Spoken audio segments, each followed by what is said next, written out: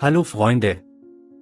Die frische Frühlingsluft trug den Duft von blühendem Flieder, als Alexandra die Straße entlang eilte und ihr Herz mit einer Mischung aus Angst und Entschlossenheit klopfte.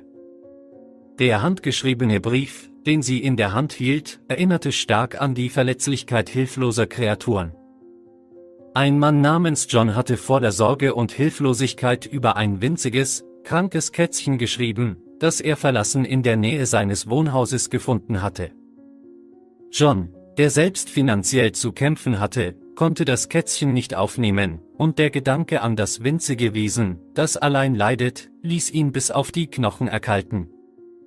Als Alexandra die angegebene Adresse erreichte, sah sie John mit einem besorgten Gesichtsausdruck an seiner Tür stehen.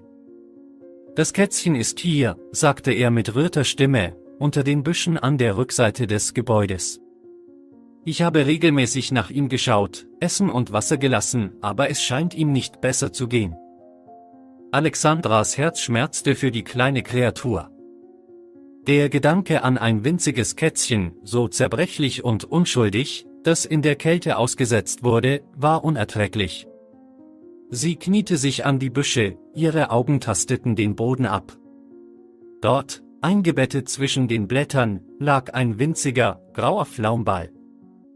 Seine Augen waren trüb und verkrustet, sein winziger Körper zitterte.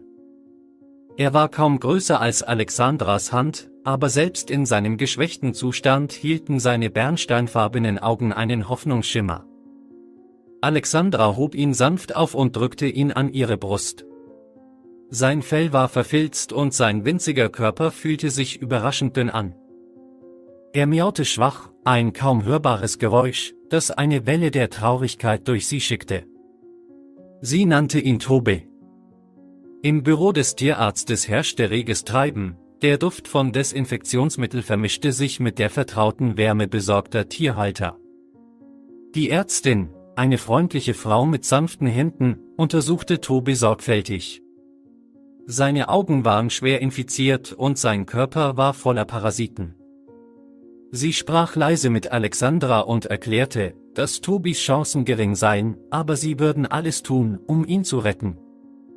Alexandra verbrachte die nächsten Tage beim Tierarzt, fütterte Tobi mit einer winzigen Spritze, gab ihm seine Medikamente und überschüttete ihn mit Liebe.